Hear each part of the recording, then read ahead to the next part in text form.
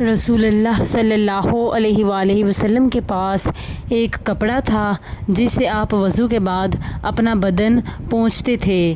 سنن ترمذی حدیث نمبر 53۔ نبی اکرم صلی اللہ علیہ وآلہ وسلم ہر نماز کے لیے وضو کرتے تھے، اور جب فتح مکہ کا سال ہوا تو آپ نے کئی نمازیں ایک وہی وضو سے ادا کیں اور اپنے موزوں پر مسح کیا۔ عمر رضی اللہ عنہ نے عرض کیا کہ آپ نے ایک ایسی چیز کی ہے جسے کبھی نہیں کیا تھا۔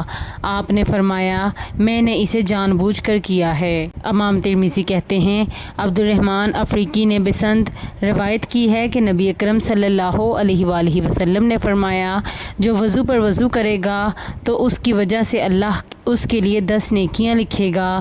اس باب میں جابر بن عبداللہ سے بھی روایت ہے کہ نبی اکرم صلی اللہ علیہ وآلہ وسلم نے ایک وضو سے ظہر اور عصر دونوں پڑھیں۔ سنن ترمذی حدیث نمبر 61۔ رسول اللہ صلی اللہ علیہ وآلہ وسلم نے فرمایا، جو وضو کرے اور اچھی طرح کرے پھر یوں کہے، ترجمہ: میں گواہی دیتا ہوں کہ اللہ کے سوا کوئی معبود برحق نہیں، وہ اکیلا ہے، اس کا کوئی شریک نہیں، اور میں گواہی دیتا ہوں کہ محمد صلی اللہ علیہ وآلہ وسلم اس کے بندے اور اس کے رسول ہیں۔